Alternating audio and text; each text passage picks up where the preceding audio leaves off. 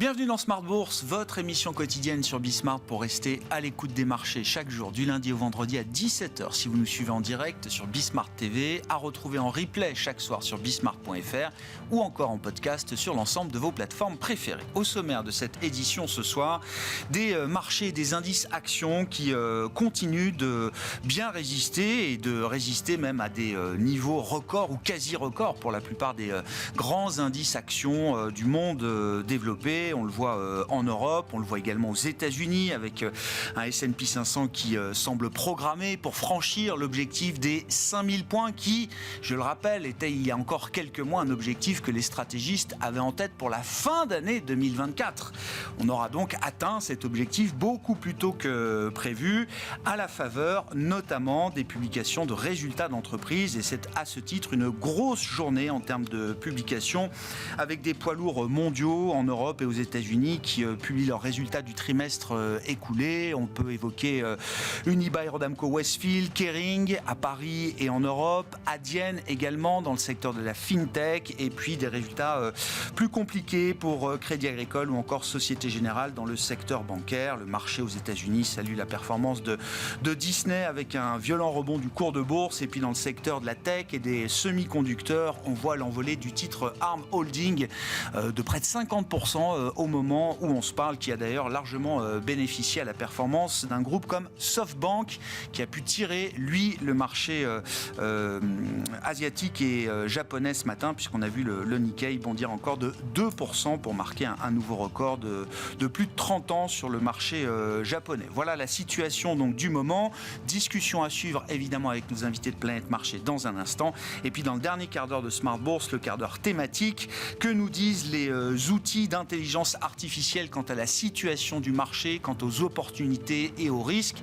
C'est notre rendez-vous mensuel avec Jean-Jacques Ohana, membre du board de la FinTech AI for Alpha, qui viendra décrypter pour nous justement les signaux envoyés par ces outils d'intelligence artificielle de plus en plus utilisés par les gestionnaires d'actifs dans le monde des marchés.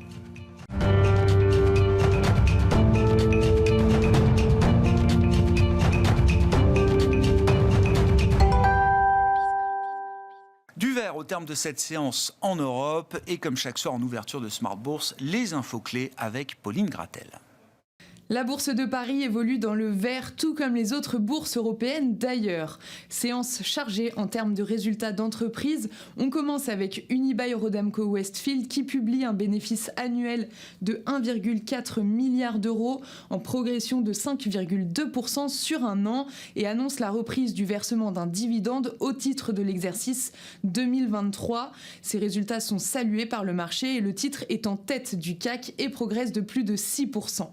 Le groupe Kering fait état d'un bénéfice net en recul de 17% et d'un résultat en baisse de 4% au quatrième trimestre. Une année qualifiée de difficile par François-Henri Pinault, son PDG. La marque Gucci, qui représente 50% du chiffre d'affaires de Kering, ralentit de 4% sur le trimestre.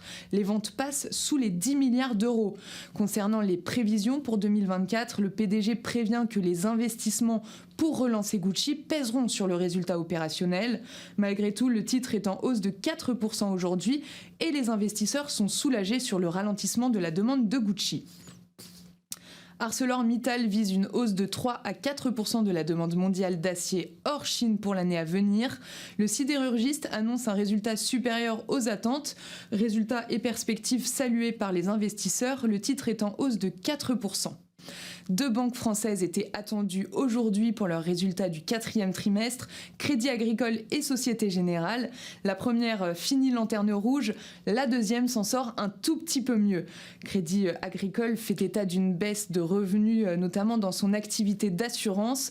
Le résultat net bancaire est en dessous des attentes, ce qui lui vaut donc la place de lanterne rouge du CAC aujourd'hui. Le titre décline de 6%. Société Générale publie une baisse de ses résultats, mais moins forte que prévu et fait état d'un trimestre globalement compliqué. Malgré cela, le titre est proche de l'équilibre. Les investisseurs sont moins sévères qu'avec Crédit Agricole.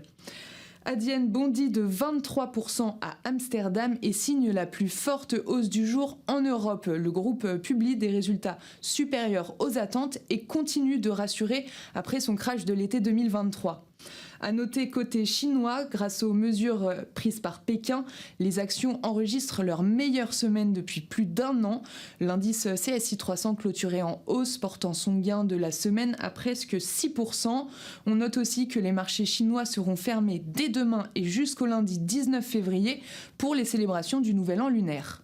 Au Japon, l'indice Nikkei accélère de plus de 2% et clôture à un nouveau plus haut depuis 34 ans grâce au bond de 10% de SoftBank après ses résultats.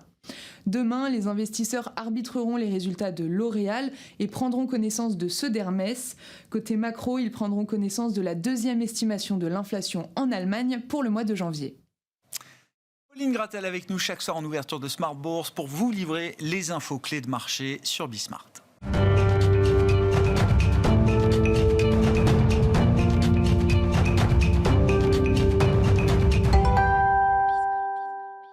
Trois invités avec nous chaque soir pour décrypter les mouvements de la planète marché. Paul Jackson est avec nous, le responsable mondial de la recherche en allocation d'actifs chez Invesco. Bonsoir Paul. Bonsoir. Merci d'être là. Merci à Samy Char d'être à nos côtés également ce soir en plateau. Bonsoir Samy. Bonsoir Grégoire. Vous êtes chef économiste de Lombardier et à vos côtés Vincent Juvin, que nous retrouvons également. Bonsoir Vincent. Bonsoir Grégoire. Ravi de vous retrouver. Effectivement, vous êtes stratégiste chez JP Morgan Asset Management. Au moment où on se parle, nous tournons cette émission peu après 17h en ce jeudi 8 février. Et je date un peu les choses puisque le S&P 500 n'a pas encore touché l'objectif des 5000 points. Ça n'enlève rien à la question, Vincent. C'est-à-dire que l'idée des 5000 points pour le S&P 500 et peut-être de niveau record également pour d'autres grands indices actions pour les marchés développés, c'est l'idée que les objectifs qu'on pouvait avoir pour fin 2024 sont déjà atteints après à peine un mois de bourse au démarrage de cette année. Qu'est-ce qui explique cette situation et qu'est-ce que ça implique pour les stratégistes désormais ? Est-ce qu'il faut réviser le niveau des espérances qu'on peut avoir sur les grands indices boursiers ou est-ce qu'il convient peut-être de temporiser un peu désormais ? Alors, je confirme, Grégoire, on n'est pas le 31 du 12. C'est vrai que nos objectifs, en effet, déjà en décembre, on se disait c'est allé un peu vite et les objectifs 2024 étaient déjà quand même bien réalisés au mois de décembre. Entamés. Oui, soyons réalistes. Oui. Ici, sur le mois de janvier, il est certain que ça va fort. Ça va fort dans la même thématique. Quelque part, c'est quand même un petit peu plus sain en ce début d'année. Fin décembre, les marchés étaient drivés par l'espoir qu'on allait avoir 200 points base de baisse au niveau de la Fed.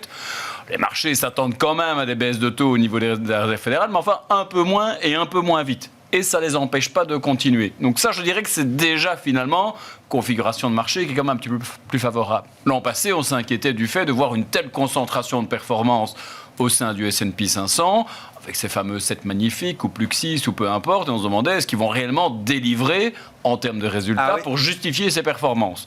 Début d'année, on voit finalement que dans les faits, on délivre. Ça reste pas bon marché, mais c'est pricé pour la perfection, et la perfection, on l'a quelque part. C'est ce qui continue à porter ce S&P 500 toujours de sommet en sommet. On voit que le segment croissant, c'est vraiment la force vive au sein de cet indicateur.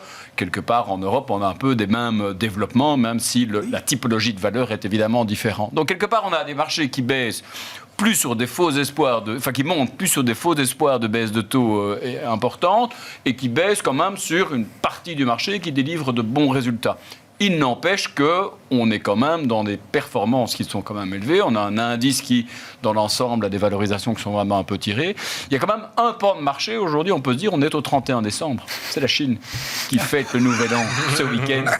Et on en reparlera un peu plus tard dans cette émission. L'année du dragon de bois. Voilà. C'est ça. Hein. Alors le lapin, ça n'avait pas été l'année du rebond, mais on verra pour le dragon. En tout cas, cette semaine, on le laisse supposer en tous les cas. Et là, je pense qu'il y a peut-être, en tout cas, à l'heure où les investisseurs cherchent peut-être des relais de performance pour les prochains mois, et en tout cas, on a eu beaucoup de questionnements. Est-ce que ce serait les small caps, ce serait l'Europe, est-ce que ce serait la Chine ? Il y a peut-être aujourd'hui quelque chose, un contexte favorable qui est en train de se dessiner autour de la Chine. Je pense qu'il y a un case à avoir, surtout si les autorités commencent réellement à multiplier les actions pour essayer de restaurer la confiance. Et là, on a quand même vu un petit peu d'activité à Pékin cette semaine. On verra si ça suffira, mais il y a quelque chose qui me semble amorcé. Je veux bien qu'on y revienne. un peu plus tard, et j'aimerais bien effectivement entendre le développement de vos arguments sur le cas chinois. Est-ce que c'est un bon trade value aujourd'hui, ou est-ce que c'est encore un piège value pour les investisseurs? Mais je reviens à mon S&P 5000. Paul, comment on explique effectivement cette performance? Et comme le soulevait Vincent, autant le rallye action en fin d'année dernière s'est fait sur l'anticipation de nombreuses baisses de taux avec un fort rallye obligataire. Depuis au moins quelques jours ou une paire de semaines, c'est plus tout à fait le même schéma qu'on observe sur les marchés. Les marchés obligataires restent très volatiles et corrigent un peu dans l'idée d'un higher for longer. Quand les marchés actions et même les marchés d'actifs risqués en général, ça englobe aussi le crédit, restent portés par un momentum très fort, semble-t-il. Oui, et je suppose que c'est dû au fait que les chiffres, les statistiques économiques aux US ont été mieux que prévu. Et ça, c'est good news pour les détenteurs d'actifs risqués aujourd'hui? Pour l'instant, mais je crois que ça explique la divergence entre les obligations, la dette souveraine et les actions, par exemple. Plus que les chiffres économiques sont étonnant dans le sens positif, plus que ça doit supporter l'idée d'une relance des bénéfices. Donc, forcément, c'est bien, c'est quelque chose de bien pour les actions, pour le high yield aussi, mais ça ne peut pas aller trop loin, parce que si ça va trop loin et l'économie vraiment se relance, il y aura encore plus de questions autour de la politique de la Fed et puis on va repartir encore une fois avec les taux longs qui approchent 5%. Donc je crois qu'il y a des limites quelque part, mais en tout cas le S&P 500, à mon avis, c'est tellement cher. Donc, si on achète le marché américain avec les pondérations par capitalisation boursière, on est obligé d'acheter quelque chose qui est cher. Qu'est-ce qui est cher? Les Magnificent Seven sont chères aujourd'hui. Elles ont toutes publié. Là, on a les résultats. Alors, je ne crois pas qu'on ait eu Nvidia, effectivement, mais on a le résultat des autres grandes tech américaines. Elles sont chères aujourd'hui, Paul? Je ne regarde pas. Non. Valeur par valeur, mais je parle et je ne regarde pas non plus les dernières résultats. D'accord. Moi, je raisonne sur les valorisations comme le cyclically adjusted PE. D'accord. Chez le PE. Donc ça, c'est quelque chose... Ajusté du cycle. Oui, c'est ajusté du cycle. Et normalement, et franchement, on n'arrive pas à ces valorisations très souvent, mais il y a une corrélation négative entre ces valorisations et les retours sur investissement sur le moyen et long terme. Donc, je crois qu'en achetant aujourd'hui, avec une pondération par capitalisation boursière, probablement, on est en train de rassurer une performance très faible. Je comprends. Dans l'avenir. Ouais. On voit d'ailleurs sur un an l'écart entre la performance du S&P 500 et du S&P 500 Equal Weighted. C'est 15-16 points d'écart de performance sur un an. Et vous dites là, l'élastique est quand même très tendu de ce point de vue-là aujourd'hui. Oui, exactement. Samy, sur ces considérations, alors vos commentaires peut-être sur la situation des marchés, mais comme l'indiquait Paul, ça amène à quand même soulever la question de où en est l'économie américaine aujourd'hui. Est-ce qu'elle est en train de réaccélérer, Samy? Oui, Paul et Vincent ont mis en avant le fait que les conditions étaient un peu plus saines qu'à la fin de l'année dernière où c'était vraiment tiré par le côté baisse de taux. Il y a des petites histoires qui sont en train d'émerger quand même au niveau économique. On a bien sûr la robustesse de l'économie américaine. On a la Chine qui est en train de relancer d'une manière qui est très positive pour les marchés occidentaux. C'est-à-dire, elle ne peut plus faire du secteur de la propriété, elle se refuse de soutenir ses ménages, donc elle relance l'industrie, la capacité de produire des biens, peut-être de faire un peu de dumping de biens, et donc évidemment pour la désinflation internationale, ça veut dire qu'on peut avoir de la croissance finalement qui ne sera pas forcément inflationniste. Et puis il y a une deuxième histoire qui a émergé un petit peu à la fin de l'année dernière, où en tout cas les investisseurs ont commencé à regarder ça de près, c'est quand même le rebond de la productivité. Donc là encore, on peut avoir une croissance économique avec finalement un contexte d'inflation qui reste contenu.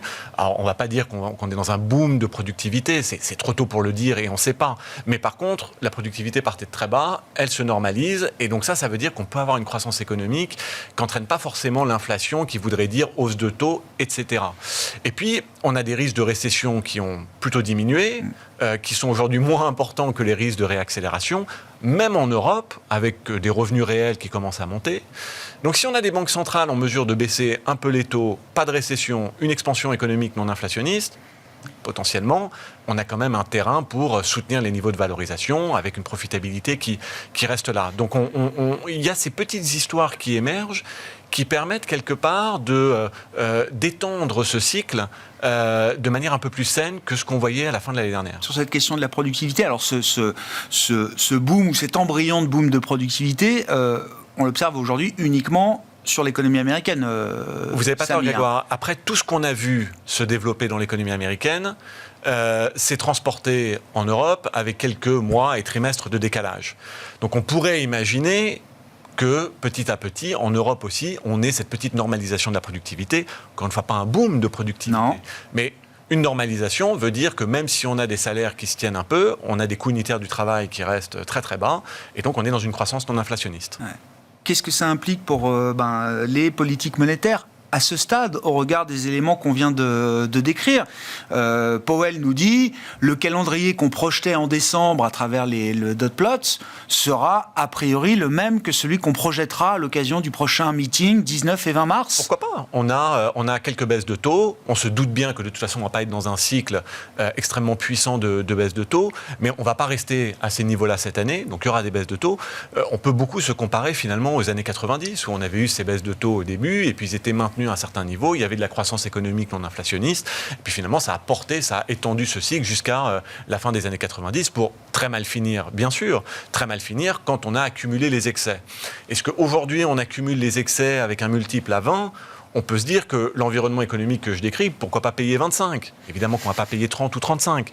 Mais disons que je me bouscule dans cette idée que le marché américain est très cher dans le contexte où on a ces petites histoires qui émergent et qui peuvent quand même soutenir, prolonger le cycle, soutenir les valorisations dans un contexte où il y a de la profitabilité. Paul, dans quelle mesure on est rassuré, au moins pour encore un temps, sur le cycle économique américain et la capacité de l'économie américaine à prolonger ce cycle de reprise et d'expansion post-Covid. Encore une fois, je le rappelle une fois, mais début de l'année dernière, il y a un an, c'était la récession inévitable, incontournable, et toute l'histoire de 2023 a été une histoire de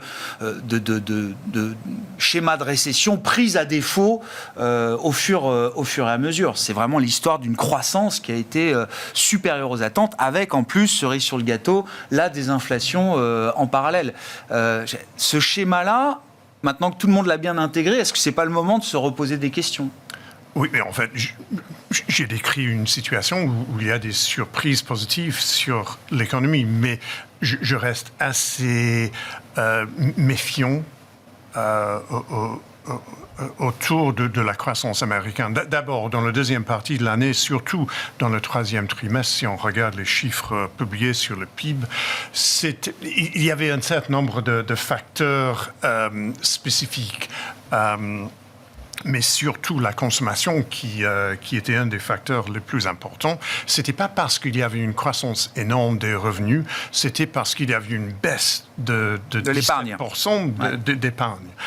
Et ça, c'est pas quelque chose qu'on peut faire tous les jours. Donc, forcément, il y aura une normalisation. On a vu hier, avec la publication de l'endettement des consommateurs, qu'il y avait une baisse, que la tendance est toujours à mon avis, à la baisse si on regarde une tendance sur 12 mois. Donc, ça veut dire pour moi que les consommateurs, il y a un risque que les consommateurs, dans la première partie de cette année, seront décevants par rapport à ce qu'on a vu dans la deuxième partie de l'année dernière. Il y avait les chiffres sur le marché d'emploi la semaine prochaine qui étaient... Je dirais les headlines étaient mieux que prévu, mais d'abord, il y avait des problèmes de manque de réponse au sondage. Donc, dans les 2 derniers mois, il y a une taux de réponse qui a baissé encore plus significativement. Qui est faible. Ouais. On m'a dit que les taux de réponse aux enquêtes nationales emploi américaines étaient 20 points en dessous de ce qu'on observait, par exemple, pré-Covid. Oui.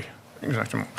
Mais donc ça peut aller dans les deux sens. Peut-être il peut y avoir un BIA qui a fait descendre les chiffres, mais je soupçonne qu'il y a un BIA qui a fait pousser les chiffres d'emploi. Pourquoi est-ce que je dis ça? Parce que ailleurs, je ne vois pas dans les sondages industriels, je ne vois pas une augmentation de confiance ou une augmentation des composants sur l'emploi. Si on regarde le sondage fait sur les ménages, pas les sondages faits sur les boîtes, là, c'est une histoire un peu différente. On observe des baisses d'emploi dans les 2 derniers mois. Donc, je crois qu'il y a toujours des doutes, mais on ne peut pas nier le fait que les chiffres, oui, ils ont été bien. Si on regarde les chiffres, si on regarde les headlines, donc les gros chiffres, ils ont été bien. Mais je me méfie quand même. Bon, sur l'atterrissage sans fin de l'économie américaine, Vincent, est-ce qu'il faut garder en tête quand même qu'un risque d'accident ou d'atterrissage un peu plus dur reste possible? Visiblement, cette probabilité, comme le disait Samy, du point de vue du marché, en tout cas dans la logique de marché, cette probabilité a été complètement effacée aujourd'hui. Oui, je pense que... Paul l'a remarquablement rappelé, tant que le consommateur va, tout va. Et pourquoi est-ce que ça irait mal pour lui à l'heure actuelle? Alors certes, il a dépensé une partie de son stock d'épargne, mais enfin, il en a encore, selon les mesures. Bon, il a même le taux d'épargne a même augmenté légèrement en fin d'année. Alors c'est tantôt négatif ou tantôt positif, mais enfin, il en a encore sous le coude. Le taux d'emploi reste parfait. Le salaire baisse, mais enfin, progresse plus vite que l'inflation. Et aujourd'hui, de son point de vue, peu de raisons de s'inquiéter. Et pour ceux qui n'ont plus d'épargne sur le côté, on voit qu'il y a un re-leveraging qui perd, limité jusqu'ici. Bon, un peu de casse ci et là sur les cartes de crédit, mais on était habitué à le voir. Donc il a encore une capacité de se relever. C'est vrai qu'à un horizon fin 2024, c'est difficile de voir un gros problème sur la consommation aux États-Unis pour l'instant. Contexte international ne les touche même pas vraiment. En Europe, on est en effet plus tributaire de ce qui peut se passer en Chine ou pas. L'industrie allemande en paie les conséquences aujourd'hui. Aux États-Unis, finalement, c'est quand même un peu une économie autocentrée. Donc aujourd'hui, c'est vrai que c'est difficile de voir le signe noir, en tout cas sur le point de vue de la consommation aux États-Unis. Même sur le CAPEX, où on pouvait penser que les entreprises seraient aussi plus à la peine avec cet environnement de taux d'intérêt. On en parlait en off et on en parlera tout à l'heure sur ce plateau. L'engouement des investisseurs pour le crédit fait que on a cette amélioration des conditions financières pour les entreprises américaines qui fait qu'aujourd'hui, se financer, c'est aisé. Donc le mur de la dette qui nous inquiétait encore quelques mois. À un coût différent quand même. On se finance, on se refinance, pas au même coût qu'il y a une paire d'années maintenant.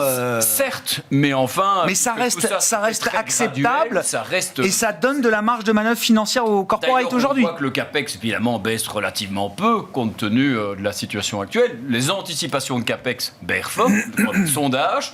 Mais le CAPEX en tant que tel reste pour différentes raisons, réindustrialisation, relocalisation de tout ou partie des supply chains et ainsi de suite. Donc c'est vrai que consommation, CAPEX, on verra ce que fera l'État fédéral. Il émet relativement bien de la dette pour financer le déficit à l'heure actuelle. Est-ce qu'on gardera un tel niveau de déficit? C'est peut-être au niveau du déficit qu'il y a peut-être le plus de déconvenus à attendre. Si signe noir il y a, c'est peut-être d'un État américain, un État fédéral qui serait un petit peu moins dispendieux qu'il ne l'a été. Ça pourrait d'année en année faire, en tout cas donner un coup de frein à la croissance de ce point de vue-là. Ils se sont quand même achetés de la croissance à coup de déficit. On en connaît d'autres. Et ils en ont. Non, mais l'avantage, c'est qu'ils ont de la croissance. Oui, alors c'est vrai. Nous, on a cherché à acheter de la croissance à coup de déficit. La croissance, pour l'instant, on ne la voit pas. En effet. Donc voilà, c'est vrai que nous, on a systématiquement upgradé nos perspectives de croissance économique pour les États-Unis cette année. On était parti de 1 il y a quelques mois. On sera à 2, 2,5 pour l'instant, en termes de perspectives. Ah oui. Le 4e trimestre a été très fort, c'est vrai, drivé parfois par du restockage, par des stocks et des éléments plus volatiles. Mais néanmoins, ça nous a tous agréablement surpris. Et on voit dans les PMI, publiés encore cette semaine, qu'il y a plutôt une réaccélération qui est à l'œuvre, plutôt qu'une stabilisation ou un ralentissement. Est-ce que c'est un problème pour la BCE, Samy, d'avoir une économie américaine, finalement, qui serait encore toujours un peu plus forte que prévu, qui ne créerait pas de sentiment d'urgence du côté de la Réserve fédérale américaine, évidemment, pour baisser ses taux? On se disait...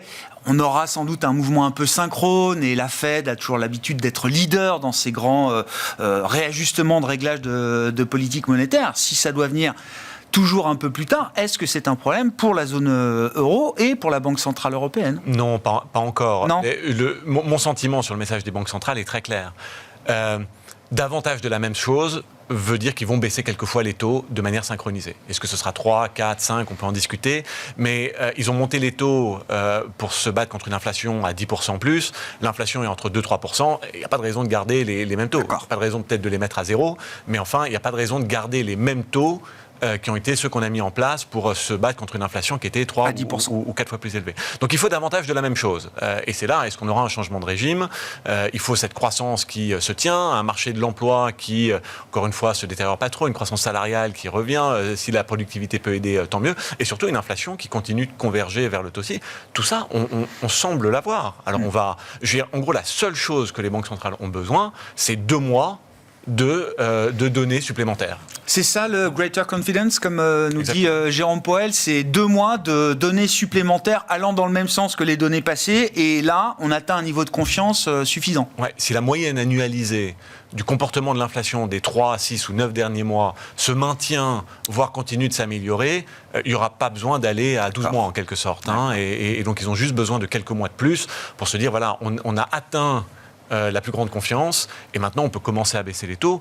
Encore une fois, dans cette baisse de taux, on peut en discuter, mais s'il n'y a pas de récession, et s'il y a quelques baisses de taux, c'est quand même des facteurs de soutien qui sont pas négligeables pour les actifs. Ouais. Sur la partie supply, émission de dette américaine, alors on est en plein dans les jumbo émissions du Trésor américain. Hier, c'était une émission historique pour le 10 ans avec 42 milliards placés. Je crois que ça s'est plutôt bien passé. On a du 30 ans ce soir, je crois, encore à hauteur de 25 milliards à absorber.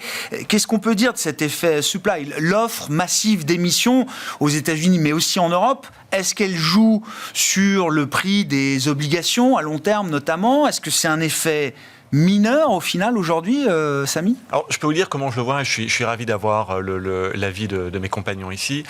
La première chose que j'ai envie de dire, c'est que ce refinancement, il a été quand même très bien géré par les ménages, qui ont refinancé leur hypothèque à 30 ans, donc pas très alors ils ne peuvent pas acheter un nouveau bien, mais enfin ils ne sont pas très sensibles à ce qui se passe au niveau des taux. Les entreprises ont quand même fait la même chose, elles ont allongé la courbe, elles ont refinancé à très long terme. Finalement, pour la nouvelle dette, c'est un peu embêtant, mais enfin, pour leur profil de dette, c'est assez sécurisé.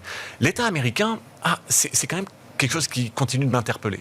Bon, Vincent l'a dit, au niveau du budget, peut-être qu'on aura des mauvaises surprises un jour, mais je ne pense pas qu'en année électorale, c'est l'année où on aura des mauvaises surprises. Par contre, ce qui est super étonnant dans ce qu'en fait le gouvernement américain, c'est de se refinancer court. Donc ils émettent pas mal de T-bills, et c'est très étonnant, maintenant c'est trop tard, mais enfin c'est très étonnant de voir qu'en 2020-2021, ils n'aient pas fait comme l'Australie, émettre des taux à 100 ans ou 50 ans. Ils sont restés sur du T-bills, et c'est vrai que, je ne sais pas, est-ce que c'est pour mettre de la liquidité dans le marché, mais on sent qu'il y a eu un comportement différent du gouvernement américain par rapport au privé américain, et j'espère qu'ils ne s'en mordront pas les doigts. Est-ce qu'ils se sont dit qu'il y avait plus d'appétit pour des papiers courts que pour des papiers américains longs ou très longs aujourd'hui ? Les interrogations structurelles sont là quand même. Très certainement. C'est une façon de donner de la liquidité, du rendement aux uns et aux autres sans trop de risques. Donc peut-être que, je vais dire, cette demande serait satisfaite pour sûr. Mais d'un point de vue stratégique pour eux, pour l'État américain, je trouve que c'est une opportunité ratée. Une petite clé de lecture que nous apportait ce matin dans le Financial Times un de vos confrères, le CIO d'Amundi. Après une tournée en Asie où il a discuté avec des grands investisseurs japonais et coréens notamment, il dit « J'ai vu chez ces investisseurs un appétit beaucoup moindre pour réinvestir les tombées de treasuries dans les obligations d'État américaines. Ces grands investisseurs-là, aujourd'hui, préfèrent désormais réinvestir dans des obligations de grandes entreprises américaines, je dis Apple ou n'importe quoi, ou Microsoft ou autre, plutôt que dans les obligations d'État. L'actif sans risque pour eux n'est plus automatiquement un actif souverain. Paul, sur ces considérations d'émissions obligataires. Mais je crois que ça fait un certain temps, depuis quelques années, que ça a été le fait que certains boîtes, il y avait moins de risques en investant dans les obligations de ces sociétés que d'investir dans la dette des États. Je ne parle pas simplement des US, mais je crois que ça a été un phénomène global. Donc, je ne suis pas forcément étonné par ça, malgré le fait qu'aux US, les spreads sur la dette corporate, je dirais, sont pas, serrés. Ils sont serrés. C'est pas hyper généreux. Je crois que la situation est mieux en Europe. Mais je suis tout à fait d'accord. Je crois que l'État américain a raté une occasion de prolonger la maturité moyenne. Je crois qu'aujourd'hui, c'est toujours aux alentours de 5 ans. La maturité moyenne, donc Donc eux, ils ont un mur, le Trésor américain, alors que les entreprises ont reporté le fameux mur de la dette, on me dit 2026 maintenant, hein. L'État américain, lui, alors je dis pas qu'il a raccourci son mur de la dette, mais en tout cas, le mur n'a pas changé pour l'État américain. Ouais. Et avec un taux d'endettement gros qui est aux alentours de 125 points du PIB. Ah ouais. C'est clair que les investisseurs, en regardant, ils doivent poser les questions. C'est pas simplement les US, il y a pas mal de gouvernements, mais on doit poser la question, quel est le prime de risque qu'on doit apporter, qu'on doit imposer sur les gouvernements? Le gouvernement américain a un avantage, et ça c'est le dollar, qui est le devise mondiale. Donc ça leur permet de gérer je peux pas le dire, mais de faire ce qu'ils veulent. Ils ont le dollar, ils ont les porte-avions. Oui, ça c'est l'histoire de la dominance américaine, on va dire. Ils ont plus de liberté que pas mal de gouvernements, mais ils ont plus de liberté qu'une Liz Truss, par exemple. On se souvient encore de l'épisode octobre 2022, crise des LDI, généré par un mini-budget qui était une décision politique de la première ministre britannique de l'époque. Ça, c'est quelque chose qu'on peut imaginer à un moment, alors avec peut-être un nouveau personnel politique aussi dans quelques mois aux États-Unis. Je crois qu'il y a toujours des limites. Donc, ils peuvent pas pousser ces choses trop loin. Mais leur limite est un peu différente des nôtres. C'est plus généreux que pour les autres. Ouais. Ça crée quand même une vulnérabilité ou pas, cette situation d'endettement, de déficit, d'émissions massives aux États-Unis, dans le cas, encore une fois, d'un changement de personnel politique à l'horizon de l'automne? Alors, vous l'avez dit, Grégoire, il y a aussi un facteur à prendre en compte, c'est qu'ils ont quand même de la croissance. Donc, on a le CBO qui a revu un petit peu ses projections sur la dette hier ou avant-hier, et ça montre quand même une dette qui baisse. Donc, ils sont en bonne position. Je trouve que la comparaison au gouvernement britannique et à Liz Truss est intéressante quand même, parce que, effectivement, à partir du moment... Le marché achète quelque part ce que fait le gouvernement américain, notamment le gouvernement Biden, c'est-à-dire on dépense parce qu'on fait des plans d'investissement de long terme, etc. Le marché achète. Si l'administration Trump revient et qu'elle dit on baisse les impôts sur ceux qui n'en ont pas besoin, non, c'est possible qu'il y ait une forme de test. Mais quand même, ce qui sauve beaucoup de choses, il ne faut pas oublier, la dette, c'est nominal. Ils ont de la croissance nominale, ils ont pas mal de croissance nominale, et donc l'endettement en pourcentage du PIB baisse. Donc mon sentiment, c'est qu'avant que ça génère une inquiétude, un problème et la nécessité d'une grande prime de risque, on n'y est pas. Venons-en à la Chine, ou revenons à la Chine avec vous, Vincent. Effectivement, donc on a un rebond, en tout cas sur quelques indices chinois, les indices plutôt domestiques d'ailleurs, c'est ça qui ont le plus rebondi depuis le début de la semaine, après une séance noire en début de semaine qui avait plutôt l'odeur d'une capitulation des investisseurs, notamment sur des small et mid cap chinoises. Vous dites là, c'est un trade value des côtés qui peut avoir de l'intérêt pour des investisseurs au cours des prochains mois. Oui, alors ça l'a déjà depuis un certain nombre de semaines et même depuis un certain nombre de mois. Hein. Et vous confirmez? C'est moins 60% depuis le top. C'est zéro depuis 1992. La création, comme vous l'évoquiez. Incroyable. C'est un ratio cours-bénéfice pour les MSCI China qui est à 9, je crois. Enfin bon, voilà, moitié du S&P, encore moins que l'Europe. Donc, là, c'est la vraie value. On est au plus bas depuis 10 ans, depuis 20 ans, depuis 30 ans, c'est pas mal d'indices. Et en tout cas, moi, ça alors à la fois, c'est bon marché, et puis on peut se dire, tiens, est-ce que la Chine, elle est en beaucoup plus mauvaise porture aujourd'hui qu'elle était il y a 10 ans ou 20 ans? Il y a 20 ans, c'était l'usine du monde. Aujourd'hui, c'est devenu un leader technologique dans plein de domaines. Alors, je ne vais pas parler de politique ou de régulation actuelle qui, en effet, est problématique, pas mal d'investisseurs. Mais malgré tout ça, la Chine, c'est la 5G, c'est le leader incontesté de la climate tech, c'est le premier exportateur automobile mondial, c'est 1,4 milliard de marché domestique avec encore 300 millions de Chinois qui vont faire partie de la classe moyenne. Enfin voilà, tout ça, même si c'est mal géré, c'est quand même... on a plutôt une réalité qui s'est améliorée par rapport à 10 ou 20 ans. Donc je ne dis pas qu'il y a un catalyste actuellement qui est particulièrement convaincant. Il y a des tentatives depuis l'été passé, à nouveau cette semaine. On ne peut plus faire de short selling. On vire le responsable du régulateur et tout ça. Bon, c'est un peu à tâtons. À force d'aller à tâtons, on va bien quand même finalement pas y arriver. Un peu de capitalisation au début de cette semaine.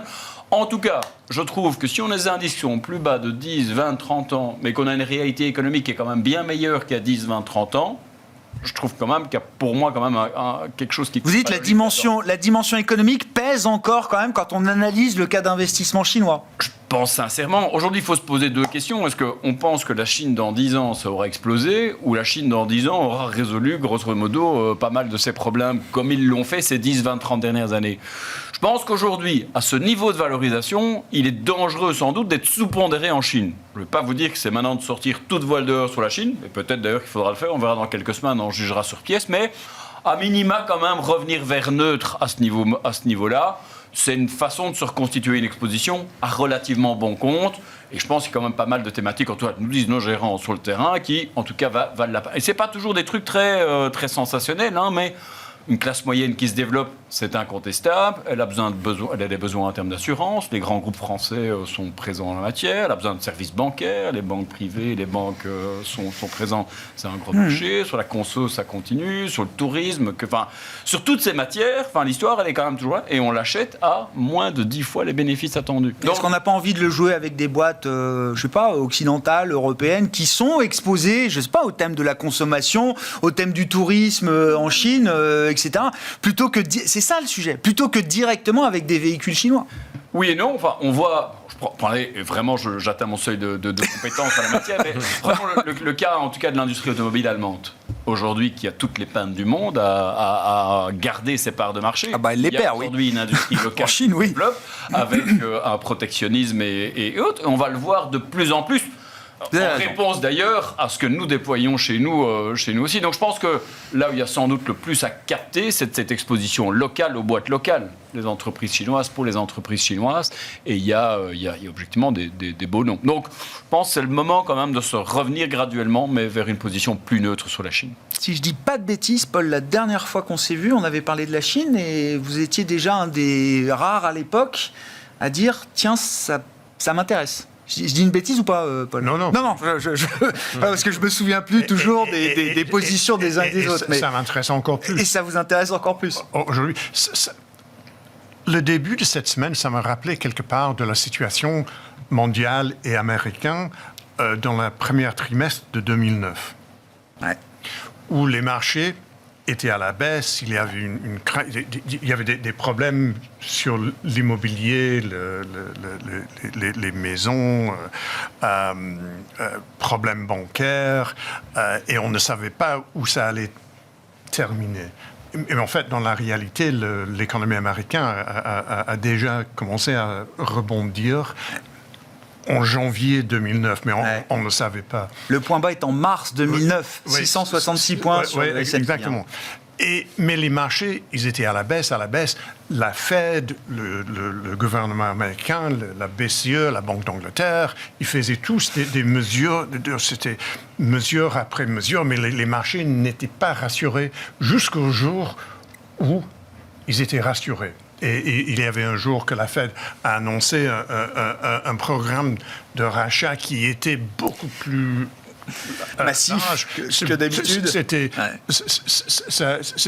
plus que 1 milliard, je ne sais pas. Un trillion, oui. C'était plus qu'un trillion de dollars. Et je pense qu'à ce moment-là, les marchés, ils avaient l'impression... Et là, on y est, la Fed va continuer à venir, et donc les marchés, ils avaient rebondi. Et j'ai l'impression que... On a vu ce moment-là en Chine, là, vous dites ? Je ne sais pas si on a vu ce moment, mais je crois qu'on est en train de vivre les moments précédents où il y avait la panique, les marchés, ils sont rassurés, oh non, ils sont pas, et il y a les petits relances, et ça rebaisse.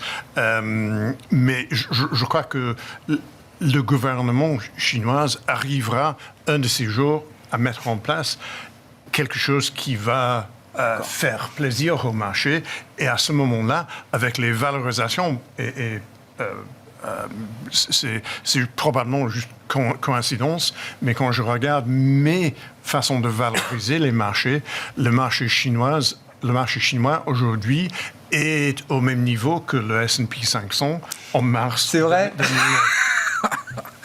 L'histoire rime parfois, elle ne se répète pas toujours, mais elle peut rimer. Et à mon avis, l'économie chinoise, je crois qu'il y a beaucoup de commentaires négatifs sur les chiffres économiques chinois, mais ils ne sont pas mauvais. Croissance entre 4 et 5%.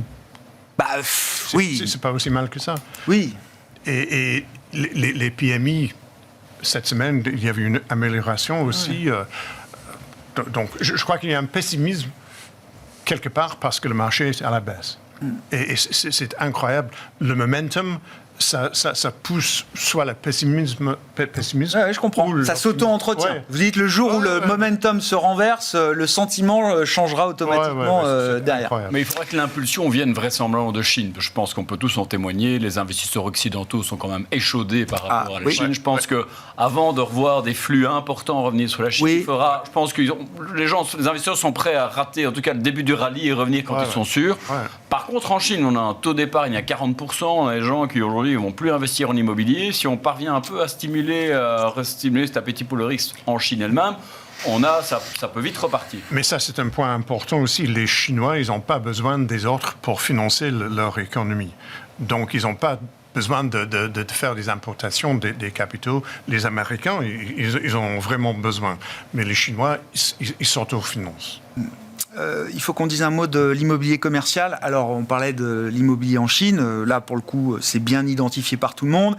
Il y a la situation aux États-Unis, en Europe, avec effectivement le retour de quelques banques locales, Community Bank, qui se retrouvent un peu en trouble depuis quelques jours maintenant. New York Community Bank, qui avait sauvé Signature, on s'en souvient au moment de SVB, donc qui a une digestion un peu compliquée du bilan de Signature.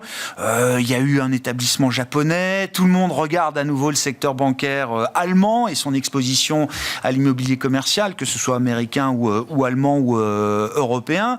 Est-ce qu'on a là le retour d'un risque qu'il faut prendre au sérieux, Samy ? Oui, enfin, la situation n'est pas terrible dans l'immobilier commercial.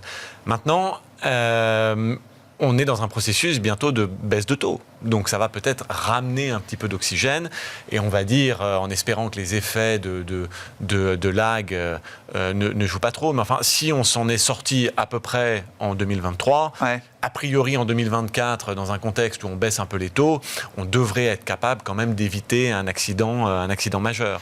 Donc il y a beaucoup de choses à faire dans l'immobilier commercial. Il y a beaucoup de restructuration, il y a des changements de tendance absolument massives, mais c'est vrai qu'on a quand même l'impression d'avoir passé un petit peu le plus difficile. Les baisses de taux vont aider un peu. C'est quand même complètement différent d'être dans un environnement où on va pouvoir baisser les taux que d'être dans un environnement où on est en train de les monter.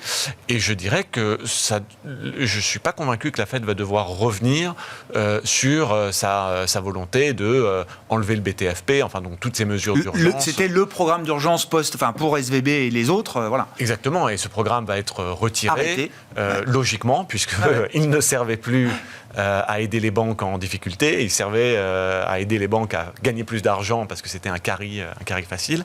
Donc finalement, on est quand même en train de voir la poussière un peu retomber et d'aplanir un peu cette situation, même si c'est vrai que structurellement sur l'immobilier commercial, les tendances structurelles ne sont pas fantastiques. Ouais.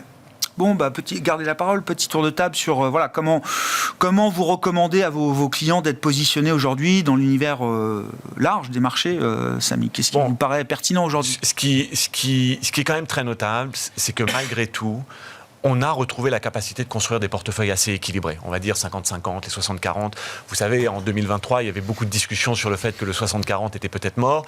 Et c'est vrai qu'aujourd'hui, il y a quand même le sentiment qu'on peut atteindre le même niveau de rendement, avec un peu moins de risques. Si on réfléchit à l'époque des taux négatifs, combien est-ce qu'on avait d'obligataires à l'époque dans des comptes balancés? Pas beaucoup. Et donc, ne serait-ce que parce qu'on est sorti de ces taux négatifs et qu'on a du rendement, il faut de facto avoir quand même plus d'obligataires. On a à peu près la même pondération d'actions que ce qu'on avait par le passé. Donc, on a des portefeuilles quand même beaucoup plus équilibrés. Et je trouve que ça, c'est un facteur intéressant. Il faut, la courbe la frontière efficiente est un peu plus plate. On a des opportunités un peu sur tout le spectre. C'est vrai que le crédit reste quand même très intéressant, notamment le haut du crédit à haut rendement, qui donne des rendements quasi similaires aux rendements qu'on peut avoir sur les actions.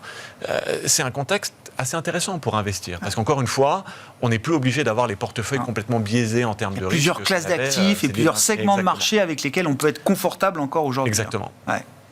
Paul, sur l'allocation du moment là, qui vous paraît être la plus convenable, la plus intéressante? Depuis fin octobre, donc liquidité, j'ai ramené à zéro. Ouais.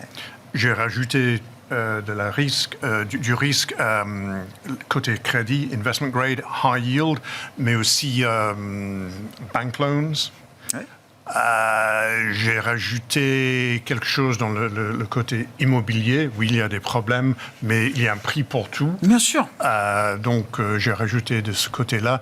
Je reste sous-pondéré en action à cause de la valorisation aux US et légèrement sous-pondéré dette souverain. Mais la question que je me pose aujourd'hui, est-ce que je dois rester à liquidité zéro?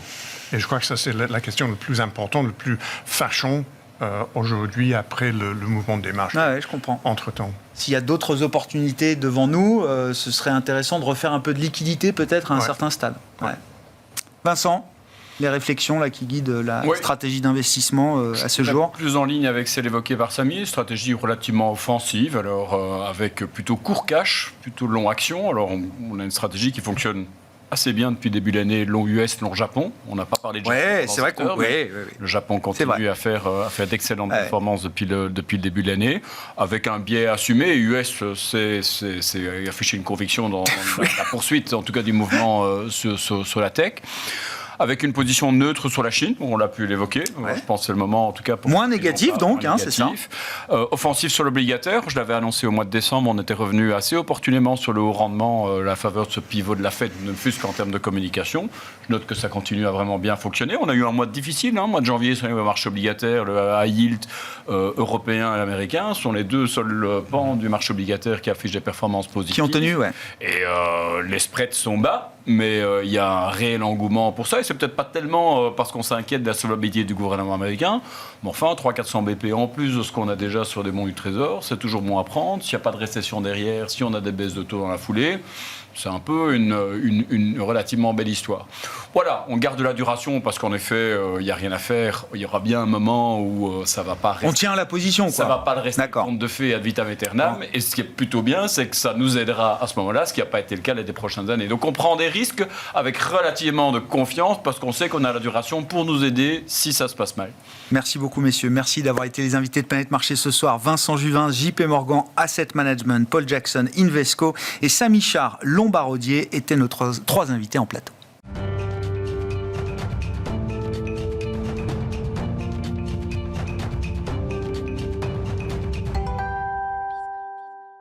Le dernier quart d'heure de Smart Bourse, c'est le quart d'heure thématique et nous retrouvons régulièrement Jean-Jacques Ohana pour décrypter les signaux que peuvent envoyer les outils d'intelligence artificielle quand il s'agit de comprendre le marché et de gérer des allocations d'actifs. Jean-Jacques, bonsoir.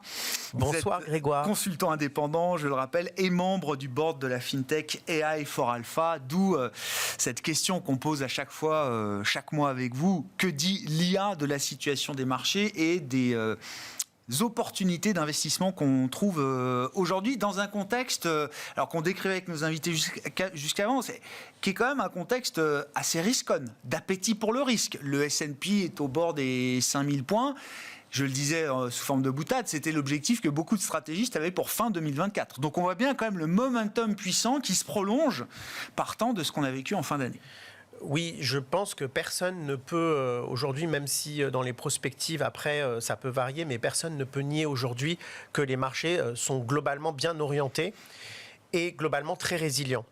Alors je m'explique. Finalement, depuis le pivot de la Fed à mi-décembre, où en fait on avait cette réunion de la Fed extrêmement importante, où notamment les dots de la Fed, c'est-à-dire ces anticipations de politique monétaire, ont changé vers une politique monétaire plus accommodante et plus de baisse de taux en 2024. On a eu un emballement des marchés. Et à l'époque, comme pendant tout l'automne 2023, on aurait pu craindre que finalement la hausse des marchés était intimement liée à ce scénario de baisse de taux qui s'inscrivait en fin d'année. Sur la baisse de taux, le moins qu'on puisse dire, c'est qu'on est déçu, parce qu'en fait, elle est différée, parce que l'économie est plus résiliente, parce que l'inflation aussi est plus persistante qu'on ne pouvait l'escompter, partout. Pas seulement aux États-Unis, mais aussi en Europe. Ouais, en Europe. Voilà. On appelle ça sticky, mais c'est vraiment le terme. C'est qu'en fait, elle peine à redescendre vers l'objectif des 2%. Et donc, par exemple, cela se traduit sur les taux 2 ans américains par une remontée des taux 2 ans de 20 points de base depuis les bas, de 4,20 à 4,40 aujourd'hui, avec quand même une poussée haussière pas énorme, mais quand même significative des taux dans le monde. Et donc, on aurait pu craindre que ce scénario, conjugué au fait que la Chine peine à relancer son économie, on le voit avec la baisse des marchés chinois depuis le début de l'année, entre moins 3 et moins 7% selon les indices. On le voit aussi avec la baisse des matières premières. On a des métaux de base qui sont à leur plus bas depuis un an. On a des ressources de base, le secteur action qui est mal orienté en Europe, une des plus mauvaises performances depuis le début de l'année. On a des matières premières qui, dans leur ensemble, sont mal orientées, des marchés agricoles qui sont plutôt à la baisse, l'or qui tient autour des 2000, qui ne fait plus rien. Et donc, finalement, un environnement des matières premières qui corrobore le fait que la croissance mondiale est pour le moins pas très dynamique et que la Chine, au niveau économique, a un vrai problème. Et pourtant, ce qu'on voit, c'est qu'on a des marchés qui sont résilients et avec des hausses diverses selon les marchés et assez décorrélées. On a le Japon qui est en tête de gondole avec plus 7% et qui a cassé des niveaux majeurs historiques. Finalement depuis 1990 et donc en fait on ne peut pas nier là encore qu'il y a une dynamique haussière qui est incontestable. Il faut voir aussi que la hausse de taux américain a fait revenir le dollar-yen dans une position qui est maintenant aujourd'hui très proche des 150 à nouveau. Dollar-yen à 150. Donc cela va tester la Banque du Japon dans sa résolution à lutter contre la dépréciation du yen ou pas. Et cela contribue aussi à renforcer la position du Nikkei ou du marché japonais comme un leader aujourd'hui. Sur les marchés US, ma foi, on a des marchés qui sont très bien orientés, avec toujours les 7 magnifiques à la manœuvre. Et là encore, il se passe le relais. Il y en a qui connaissent mieux les différents noms que moi, mais en réalité, on voit qu'il se passe le relais entre les GAFAM. C'est une semaine l'un, l'autre semaine le suivant. Ouais, alors Tesla est un peu en dehors en ce moment, mais c'est vrai que Microsoft, Nvidia, c'est encore très fort. Meta, c'est la revanche exceptionnelle, etc. Exactement. Voilà. Et ça Google n'est pas en reste, ça tourne. Certains nous disent, Eli Lilly peut-être sera éligible un jour, c'est gros laboratoire américain avec les traitements anti-obésité, etc. qui cartonnent, c'est le Novo Nordisk américain, pourrait peut-être aussi à un moment intégrer un groupe de valeurs comme ça, leader et fort. Voilà. Donc, en fait, il y a des valeurs leaders qui se passent le relais aux États-Unis et cela propulse le Nasdaq à des records et le S&P qui lui emboîte le pas. Et en Europe, finalement, ça tient aussi. Et finalement, on a un début d'année qui a été poussif, mais il y a une revanche de l'Europe depuis un mois. C'est ce qu'on voit partout. C'est avec, je dirais, le secteur technologique qui est clairement qui se conforte. ASML, SAP, aujourd'hui Adyen, alors qui a connu un crash important l'an dernier dans la fintech, mais qui aujourd'hui reprend 20% en tête de l'Eurostock 50. Voilà. Là encore, on a des leaders qui s'imposent. Et puis, ça se diffuse aussi à d'autres secteurs. On voit le secteur des médias qui n'est pas en reste, qui marche bien aussi bien, outre-Atlantique et en Europe. Publicis, c'est l'exemple français, je le cite comme ça. Voilà. Et on le voit aussi dans d'autres secteurs, comme le tourisme, qui est aussi bien orienté. Donc, globalement, ça tient, j'allais dire. Et d'autre part, en toile de fond, ce qui est vraiment très important pour prendre du recul et dans une analyse macro-financière, c'est de voir que c'est le crédit qui cimente, et ça c'est très important, cette robustesse. C'est-à-dire que le crédit depuis un an, et nous, ce qu'on voit dans nos tendances et dans nos analyses, c'est mieux encore que les equities. Tous les compartiments du crédit, y compris les petites valeurs, le triple C, c'est-à-dire le crédit le plus mal noté. Alors, c'est peut-être dû à un défaut de gisement et à un défaut d'offre, mais il n'empêche qu'aujourd'hui, le financement est bon sur les marchés. Il est correct. Ce que disent les analystes bottom-up sur le crédit. Hier, on faisait le point avec le patron des gestions obligataires d'Allianz sur ce fameux mur de la dette pour les corporates. J'entends. Alors, on nous disait au début, ça va être mi-2024, et puis ça a été reporté à 2025. Aujourd'hui, avec notamment le mois de janvier, qui a été un marché primaire très dynamique, qui a permis aux émetteurs de venir vraiment se refinancer massivement, c'est 2026. C'est-à-dire que le mur est déjà reporté à 2026. Et comme vous le disiez, c'est un point clé, y compris pour des investisseurs actions. Voilà, c'est vraiment le crédit qui nous fait voir le verre à moitié plein, si vous voulez. Parce qu'après, on va parler du verre à moitié vide. Mais ce qui fait pencher la balance du côté risk-on, c'est le fait que pour l'instant, le financement sur les marchés est fluide. Je vous amène au verre à moitié vide, Jean-Jacques. Si c'est vraiment risk-on, pourquoi est-ce qu'on ne voit pas le S&P 493 ou le S&P équipondéré ou le Russell 2000 ou les indices small et mid cap qui s'effondraient encore en Chine en début de semaine, mais je parle même de l'Europe. Pourquoi est-ce qu'on ne voit pas ces marchés-là attirer plus de flux et d'investisseurs? Alors, il y a plusieurs raisons. Il y a une première raison, c'est qu'en réalité, la hausse de taux leur a été globalement plus néfaste. En fait, on voit finalement que les 7 magnifiques et les méga caps sont beaucoup plus robustes à la hausse de taux qu'on pouvait le craindre. Et au contraire, finalement, les petites capitalisations, elles sont plus fragiles et plus vulnérables à la hausse de taux. La duration est un facteur clé de sur- ou sous-performance. À chaque fois que les taux montent, on a des vulnérabilités sur les petites capitalisations et vice-versa. Donc, en fait, s'il y a un compartiment qui a vraiment besoin des baisses de taux de la Fed, c'est celui-ci. Je comprends. Bon, ça, c'est la première raison. Et il n'y aura pas de signal, vous dites, tant que la baisse de taux ne sera pas là, réelle, devant nous, pour ces segments de marché. Voilà. D'accord. Il y a un deuxième facteur conjoncturel qui est en fait lié finalement à la croissance mondiale. Au fait qu'on voit que la Chine a vraiment des difficultés à relancer, qu'il y a vraiment une fracture qui s'impose entre finalement tout ce qui est value et tout ce qui est croissance. On recommence un peu avec ça. On le voit aussi avec les banques qui sont en retrait, qui ne sont pas catastrophiques, mais en retrait. Et on le voit aussi surtout avec les matières premières qui sont vraiment en difficulté, avec des marchés de matières premières qui sont poussifs. Et évidemment, les secteurs qui sont connectés aux matières premières sur les actions souffrent. Et cela est lié aussi à la difficulté de relance de la Chine. Donc la question maintenant va se poser, j'allais dire après la pause du Nouvel An chinois. Bien sûr. Bien sûr. Comment la Chine va relancer et comment cela va être interprété par les marchés et quelle efficacité cela peut avoir. Et ce n'est pas seulement sur les marchés chinois, parce que les marchés chinois, il y a des facteurs microéconomiques qui sont particuliers.